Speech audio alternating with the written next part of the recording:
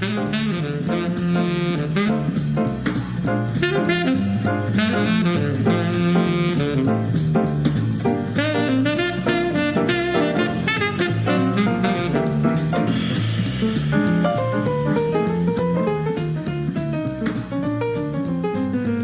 to Wine Line Radio. This is your host, Robert Scott, and today, very excited to be talking to Andrew Sinclair.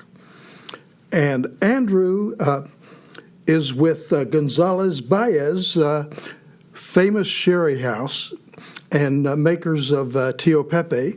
So we're doing this in coordination with International Sherry Week. So, good afternoon, Andrew. Good afternoon, Robert, and thank you very much for having me on. What a pleasure to be with you. And the pleasure is all mine, believe me. Thank you very much. No, I was just going to say it's a lovely opportunity to be able to celebrate the forthcoming International Sherry Week and to talk about such a nuanced, delicious wine. Yes, I love sherry, by the way, and look forward to having a glass or two with you at some time in the future. Well, you know, Robert, you're already a little bit late because we do have a saying in Jerez: you either have 1 at 11 or 11 at 1. So you'll need to play catch up. Oh my goodness. Okay. Well, would you give us a little bit of your background, please?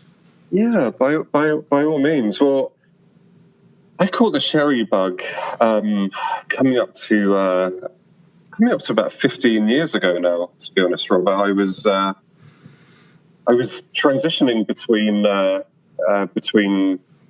jobs, and I had a bit of spare time, and at that point in my life, in my mid-20s, I was always desperate to learn Spanish, and so I decided that I was going to do a crash course in Spain, in Seville, actually.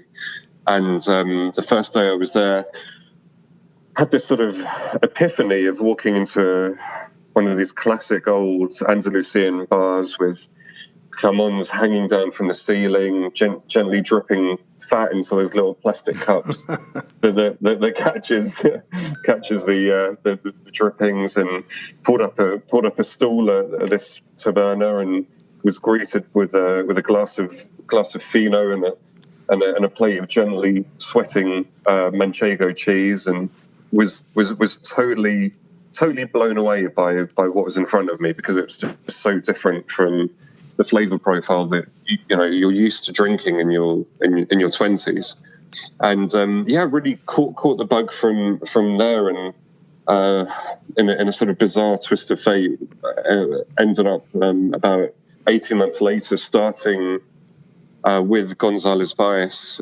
in the UK, and I started off with a bit of a mild understanding of sherry and a very inquisitive mind, and just fell in love with the category, with the cultural context which sherry provides.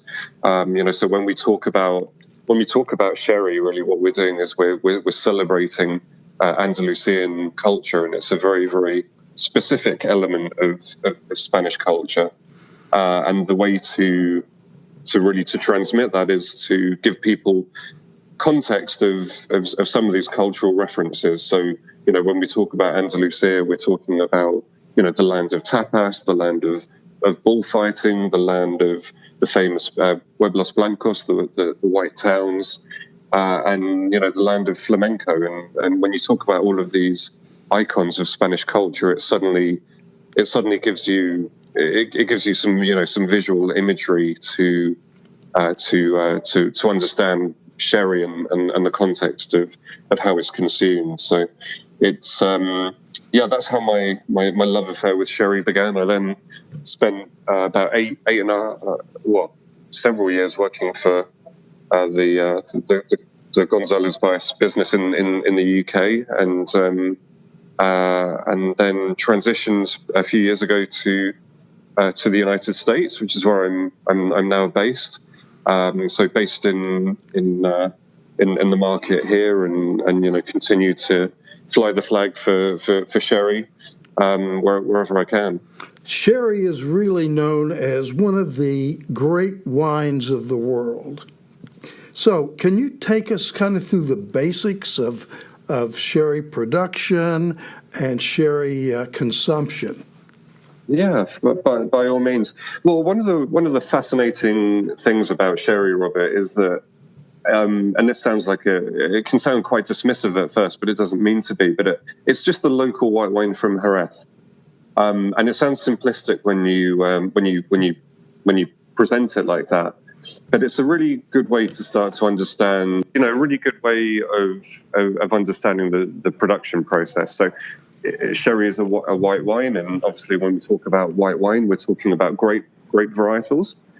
So you can produce sherry from three classified varietals, of which the most overwhelmingly presented in the market is wines which are produced from the Palomino grape.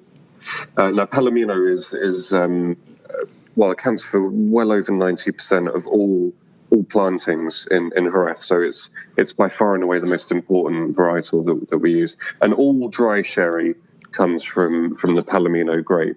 And it's important at this stage to make a distinction. Sherry has pretty much the driest white wine in the world and one of the sweetest white wines in the world, and then everything in between. So it can be complex from that standpoint. But if you bear in mind that Palomino is the driver for all dry sherry, then it gives you a little bit of context. The other two grape varietals are grapes which are used for sweet wine, Pedro Jimenez or PX as we refer to it in the local sherry parlance. And then finally, Muscatel. Muscatel is almost minute percentage of production.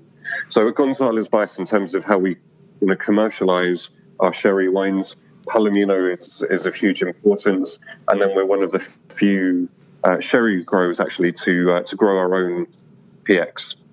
So Pedro Jimenez is important for sweet wine. Now, it's essentially you start off by making a normal white wine, if you can call it that.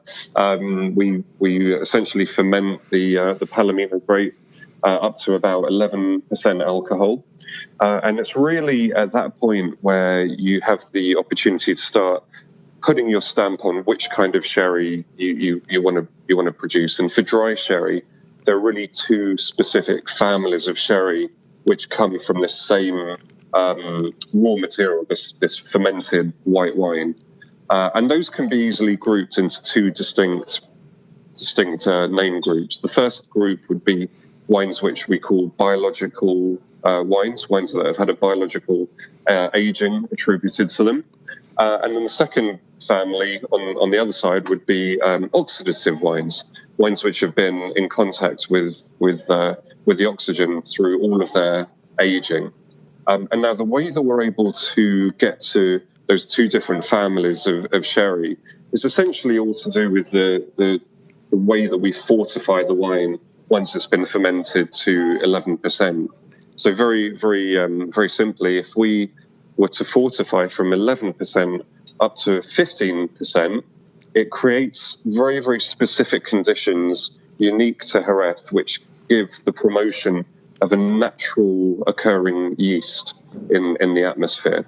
And this is the key factor really when we talk about biologically aged sherry wines, is that they're aged in the barrel under a layer of yeast called, in Spanish it's called la flor, FLOR.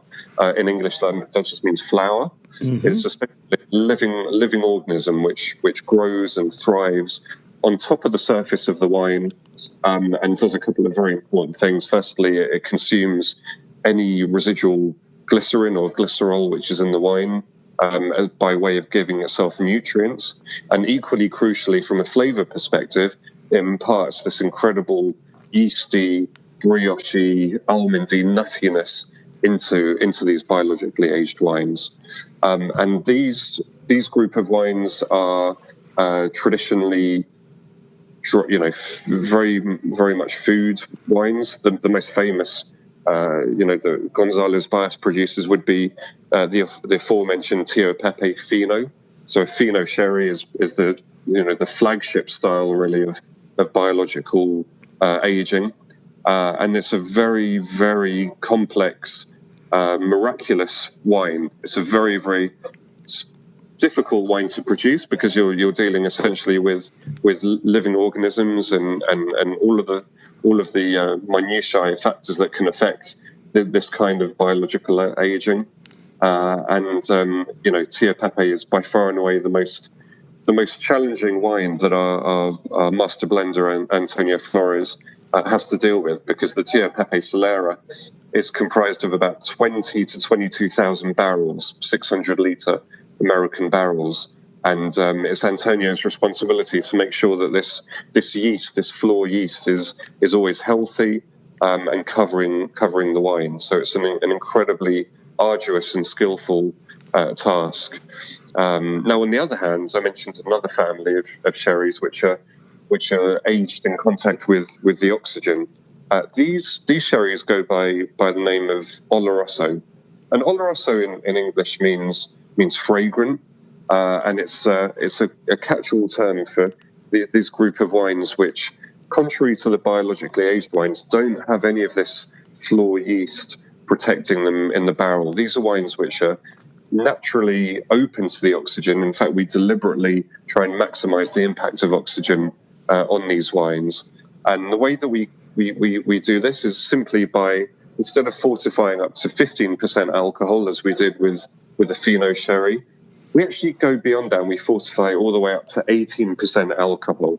Now, at 18% alcohol in Jerez, that essentially precludes this layer of yeast from ever forming. What we're doing is we're actually taking away the conditions for this living organism to flourish and exist. And so therefore, there's no layer of yeast on top of the wine.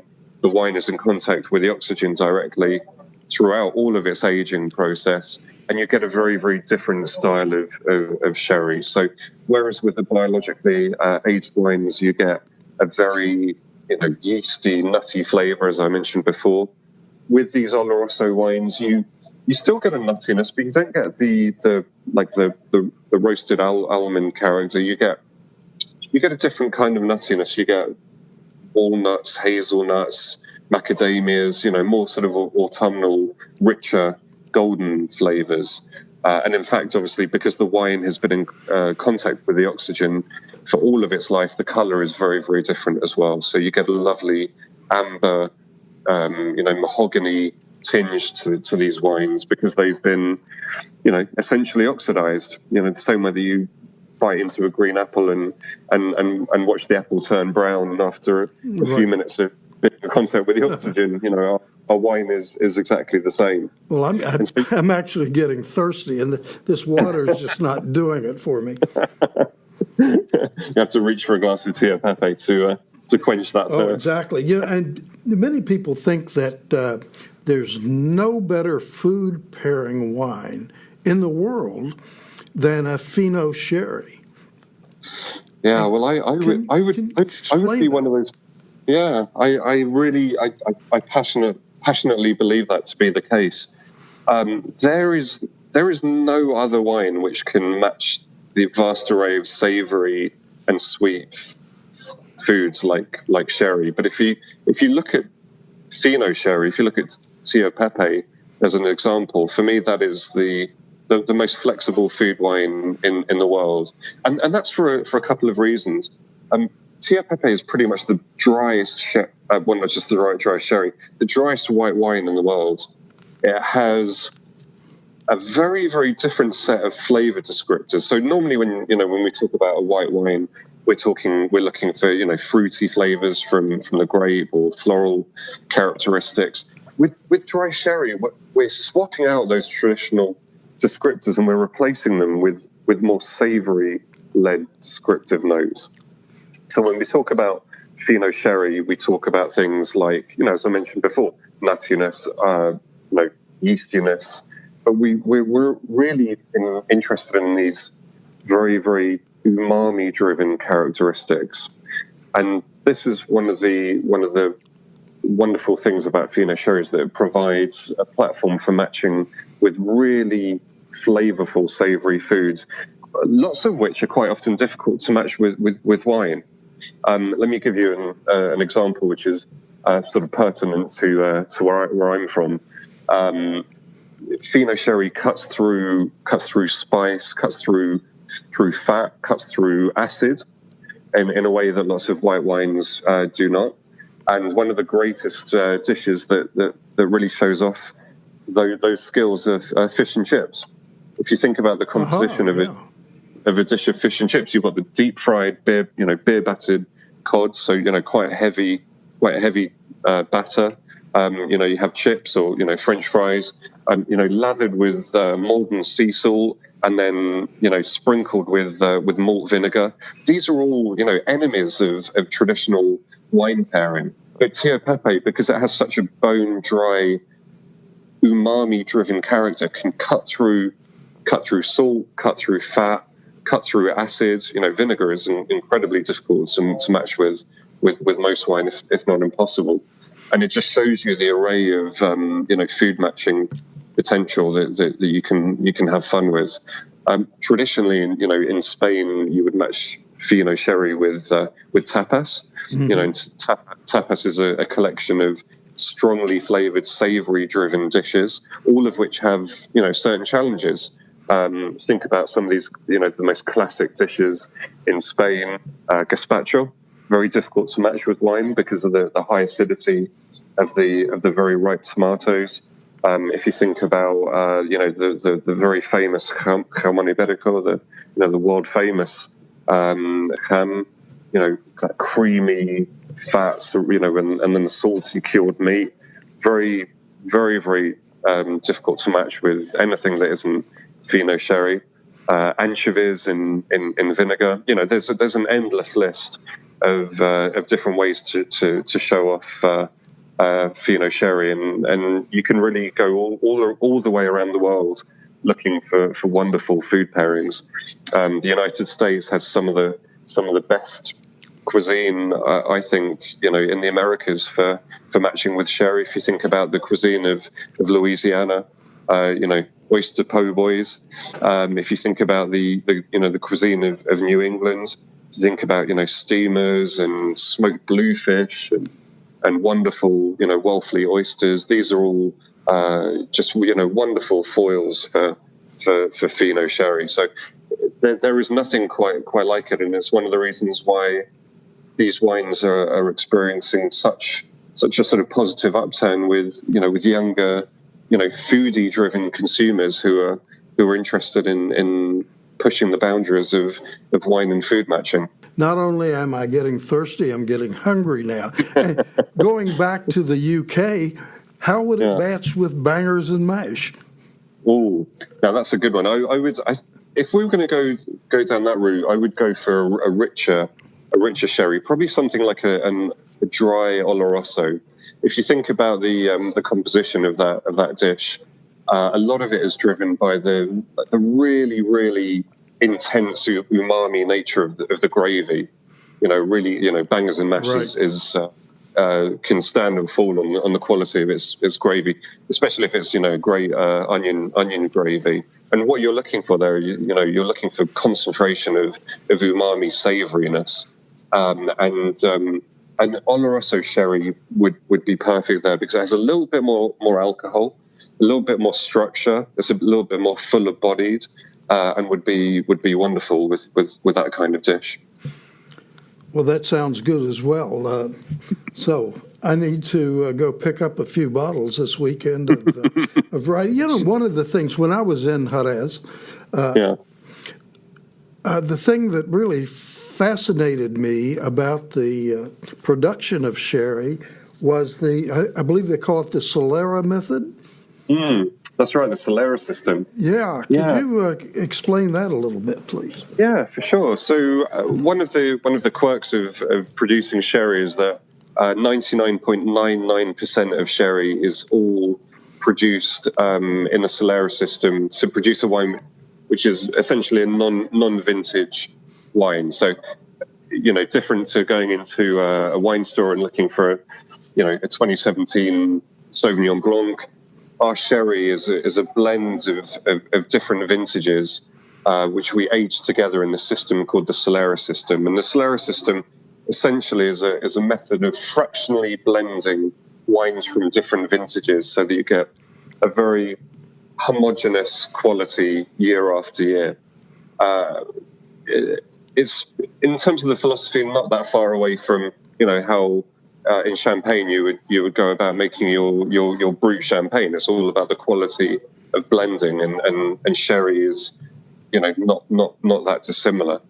What this method of inter-vintage blending gives you is a consistency over a long period of time, which is very, very dependable for the consumer. So in reality, what it means is that, it doesn't matter whether you buy a bottle of Tio Pepe in London, Florida, Shanghai, or Madrid, you're going to get exactly the same representation of the house style of sherry, regardless of whatever year it's been bottled or brought into the market. So it's a great way of being able to show, the house style that Antonio Flores, our winemaker, has curated, and also to give a guarantee on quality year after year. So your winemaker then adds a bit of this year and a bit of that year in order to arrive at a predetermined style of wine. That's a good summation. Tio Pepe is on average is about 4.5 years of age, but it's comprised in reality of a multitude of different vintages, some of which go back 50 or 55 years. So in a bottle of Tio Pepe, there'll be a tiny proportion of wine that is half a century old, and then there'll be a bigger proportion of younger wines. But the crucial thing here is that because these younger wines have passed through all the same barrels as the older wines, what they've done on their journey is that they've collected the same vintage character from those older wines. So you get this homogeneous, very deep representation of Fino sherry when it's bottled. So we've kind of gone through Sherry 101, and I've been very illuminating for me and hopefully for our listeners. Tell us a little bit about what's happening with the upcoming International Sherry Week. Well, International Sherry Week, which is just around the corner, is a really interesting development whereby essentially the whole world is getting together and celebrating the joy of sherry, both in the on-trade and the off-trade, so in restaurants as well as retail, and all around the country. There are multitudes of events in different cities, which could take the form of in-depth sherry tastings, sherry dinners in different restaurants. There's a whole array of different ways to get involved, and either for people who already have the sherry bug, but also for those people who may be listening to this podcast and haven't tried sherry before and are interested in finding a sort of safe haven to come and try some of these wines. So you can head to the International Sherry Week website, and they have a fantastic resource of detailing which events are in which cities and on which dates. So between October the 8th and the 14th, there are hundreds of events all around the world. And again in traditional sherry markets, in new developing sherry markets, there's a great selection of events for people to go and check out. So yeah, it's an exciting time for us. Well, it should be. And this was an exciting time for me, Andrew. Andrew Sinclair here on Wine Line Radio. And before we close out, I want to give a shout out to Donna White of Donna White Communications, who quickly set up this conversation for us. Thank you, Donna. Thank you, Donna. We all appreciate it. We do. And I look forward to having a glass of Fino with you in hopefully the near future. Thank you so much. I would look forward to that as well, Robert. Thanks so much for having me on today. Oh, it's been my pleasure. This is Wine Line Radio, and this is your host, Robert Scott. Thank